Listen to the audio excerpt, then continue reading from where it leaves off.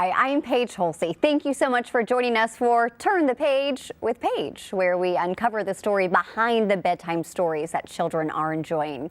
You know, at school, children have to sing the alphabet song the teacher's way. But after school, they like to mix things up and sing it their own way. Author Aaron Will's book, We Mix Up Our ABCs, follows along as kids enjoy mixing up their ABCs on the bus, at the park, in the dark, and in their dreams. Aaron joins us today in studio. Thank you so much for being here. Another beautiful book. So glad to feature another local author. Thanks for having me. It's just an honor to be here. Aaron, why did you want to write this book? Well, I've had this book stewing in my head for many years, probably like 15 years. And at some point you say, you know, I've got to get that out of my head and onto a paper. So this book really is, it's a tool for teachers, for children, for parents who want to help their children kind of build some of those early literacy skills. So it really is kind of a concept book where they can just get lots of practice with learning how to name the letters of the alphabet. And many kids know the alphabet song. They can sing the alphabet song. I've heard parents say before, well, my kid can sing the alphabet song over and over, so they know the alphabet, but I don't know if they always know the letters individually, what they are, and can recognize them. So this is really just a tool to help those parents and help those teachers and really help those children be able to learn how to identify the letters of the alphabet in a really fun way. It is fun, but I have to go back. I'm stuck on that point you just said. 15 years the story was in your head. I mean, was it from watching your own children trying to learn the alphabet, or we're going to talk more too about your own career, your other job as an educator? Yeah, I am an educator, and so there's another book. You know, authors and writers are always looking for little seeds for inspiration, and there's another book that I used to read to kids all the time. There's just one little part of one little page where the character kind of gets some of the letters wrong as they're saying the alphabet as that character is falling asleep. And the kids always laughed at that part of the story, and they always just giggled and thought that was so much fun. I thought, man, I think there's a whole story and a whole book and a whole activity, a whole concept just in that one little bit of mixing up the alphabet letters. I love that because you're right. My 3-year-old will do that. He'll mix it up intentionally, almost in a mischievous way, and he laughs about it. So you're definitely right about that. Okay, let's jump into the book. Let's look at some of the pages inside. We'll share these pictures on screen. Vibrant colors, really fun details. Tell me about the inspiration behind the illustrations. Yeah, the illustrations are fantastic, and it's Daniel Wlodarski is the illustrator.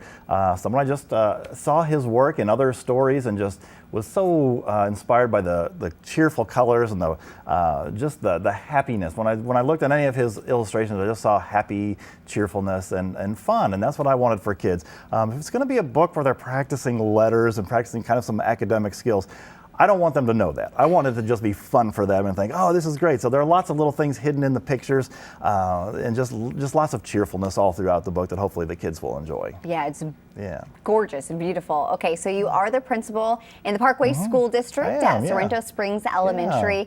How are you seeing this book resonate with your teachers and with the students there in the classroom? Well, one of the advantages of working in an elementary school is you have lots of beta readers right there because you always want to try out your creation, whatever it is, whatever kind of prototype you have. You want to say, well, is this working? Is this going to work? So I have lots of kids, and I would say, hey, you want to read a different story? And so I would get out my little hand-drawn version of the book, my little prototype, and kind of read it with the kids and just see what their reaction is. And I actually changed the book quite a bit based on the way that children were responding when they read it. Really? Can you give me an example? I'll give you a couple. First, there was the book used to be longer. Right now, the alphabet song goes twice correctly and 4 times incorrectly. It used to have about 2 or 3 more iterations of incorrectness, which I thought was just even more fun. But by the time the kids were reading it, they were saying, this is kind of long.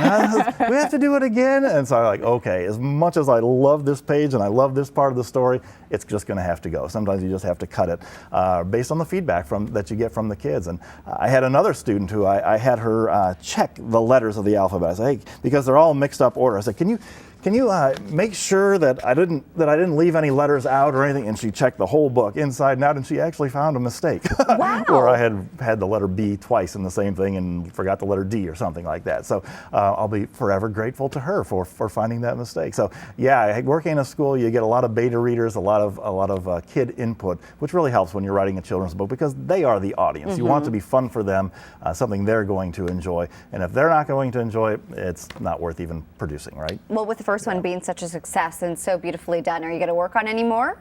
I do have a series of books. Do you want to make any announcements here? Oh no, I'm still too far away from that. But I do have a series of a little, an action-packed little superhero, young superhero who encounters a kind of unusual antagonist. I don't want to call it a villain, but so anyway, I have a series of books for this. Yeah, and hopefully it'll also have some connections to school that teachers and parents can use to kind of introduce some other concepts. Well, please Not come the back alphabet this time. We're going away from the alphabet. More. Yeah, I will. I'd love to. Okay, before we let you go, I always like to ask this question: is there another children's book that you want to give a shout out to that you're loving right now for your students, or maybe something that you remember from your own childhood?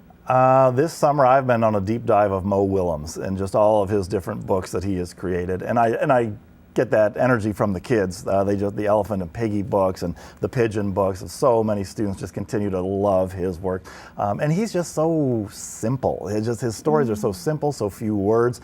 So I think there's just a lot of inspiration there as an author to try to what can you take from that? What lessons can you take from that?